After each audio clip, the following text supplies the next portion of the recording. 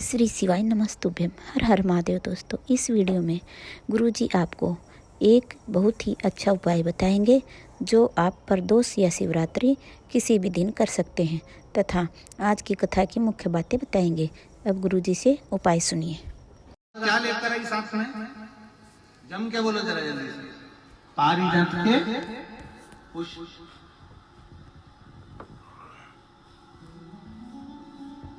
शंकर भगवान को चढ़ा हुआ एक पारिजात का फूल उठाकर अगर आप ऐसे ही नहीं खा सकते तो उसकी गोली बनाकर खाने का प्रयास करें। और एक और बात आज इस व्यासपीठ से कहना चाहेंगे, पारिजात का जो पुष्प होता है,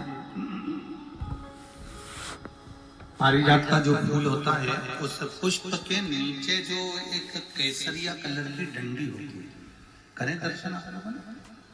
अरे बोलो तो जम करें। तो जो पुष्प होता है, उस पुष्प के नीचे एक केसरिया कलर की डंडी होती है, केसरिया।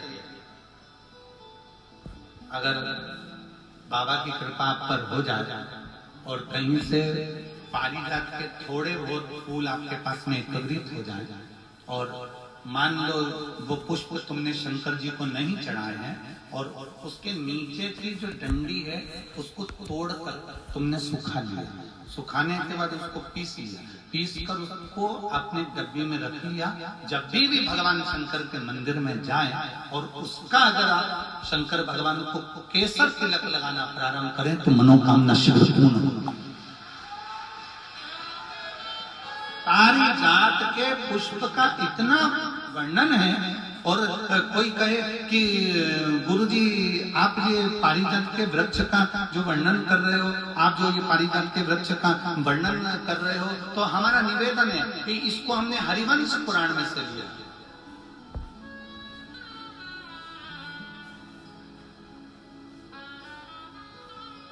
कौन सी पुराण में से?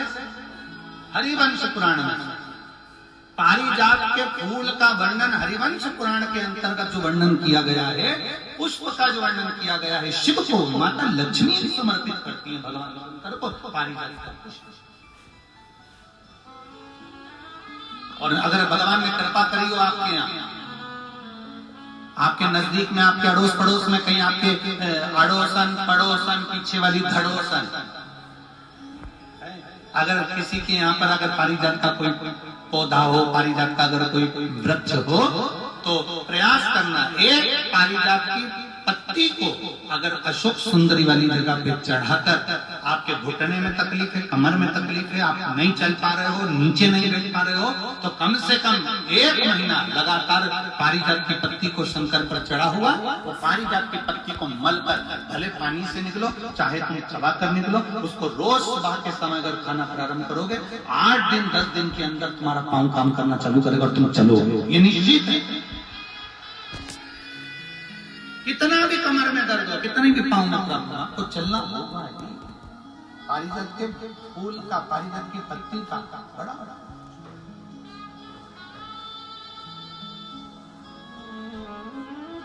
दो वृक्ष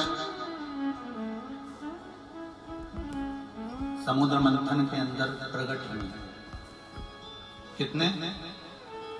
मंथन में जो प्रगटे हैं उसमें से एक वृक्ष है पारिजात का वृक्ष, जो मंथन समुद्र मंथन में जो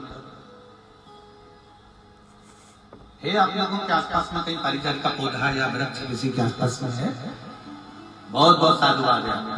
पारिजात का वृक्ष समुद्र मंथन में प्रकट हुआ था। वो पारिजात के पौधे का, पारिजात के वृक्ष का और पारिजात के पुष्प का बड़ा बड़ा। उर्वशी अप्सरा आई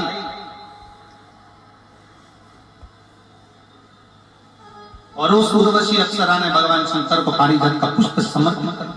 भगवान विष्णु खड़े रहे, शिव जी के नेत्र नहीं खुले। ब्रह्मा जी खड़े रहे, शिव जी के नेत्र नहीं खुले। भगवान सारे देवता आकर खड़े हो गए पर भगवान शंकर के नेत्र नहीं खुले। केवल एक पारिजात का पुष्प ऐसा था जो उर्वशी अप्सरा ने भगवान शंकर के चरणों में समर्पित करा। शिव जी का नेत्र खुल गया। केवल एक पारिजात के पुष्प का स्पर्श मात्र कर लिया, केवल स्पर्श मात्र।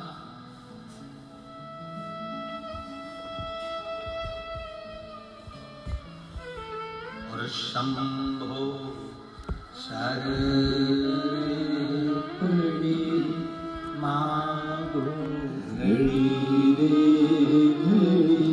दुख काटो दया करीने दर्शन आपो दया करीने दर्शन आपो।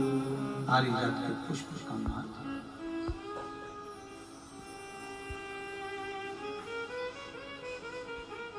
बाबा का कृपा करे, शिव जी करुणा करे, भोलेनाथ जी दया करे।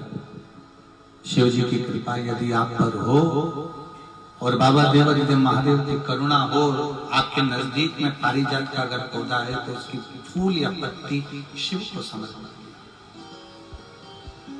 उसका सेवन वो भी सुन।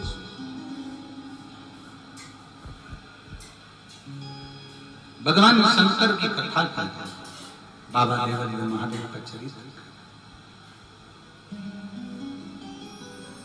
जैसे आप लोग यहाँ से जाते हो, कर्पूर गौरम कर्णावतारम जब होता है, आरती पूर्ण हो जाती है, जब यहाँ से निकलते हो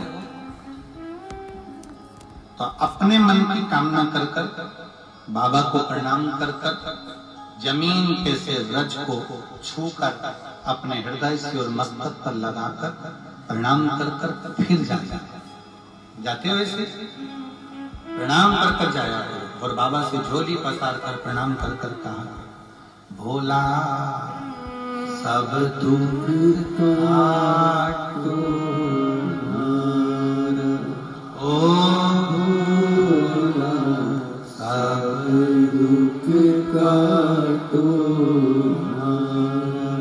शिव शंकर जपो तेरी माला, भोले बाबा जपो तेरी माला, भोला सब दुख काटो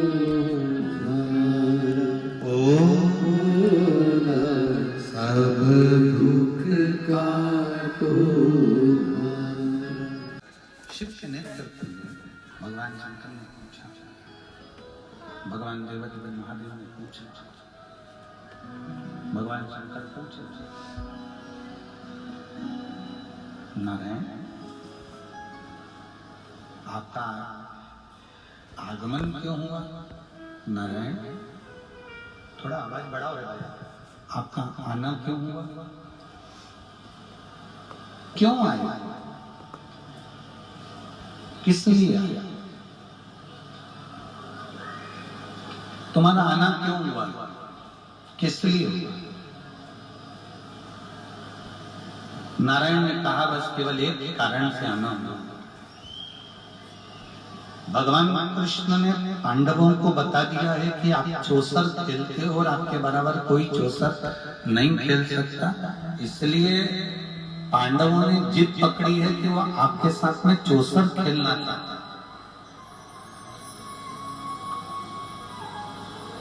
शिवजी ने कहा, इसी कारण तो मैं कैलाश छोड़कर पतंग में आ गया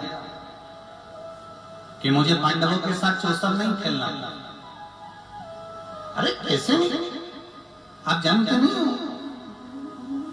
पांडव जिद पकड़े, पांडवों ने तब करा है, साधना करी, जब तक महादेव के साथ में चौसर नहीं खेलते तब तक भोजन नहीं करेंगे। शंकर भगवान ने भगवान विष्णु से कहा, जरूरी नहीं है कि माता पिता बच्चे की हर मुराद पूरी करें। बहुत ध्यान से सुनना मेरी जीजी, एक बार आप पशुपति व्रत करती हो, मन की मुराद पूरी नहीं होती, दूसरी बार पशुपति व्रत करती हो, मन की मुराद पूरी नहीं होती। शिव महापुराण की कथा कहती है, कभी कभी भोलेनाथ भी तुम्हारी पूर्ण परीक्षा लेते हैं और कभी कभी देने में देरी कर देते हैं, मतलब बाबा ने तुम्हारे लिए कुछ अच्छा सोच कर रखा।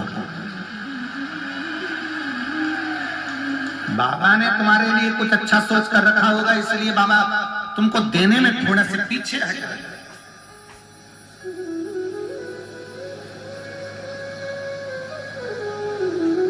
थोड़ा समय लग सकता है,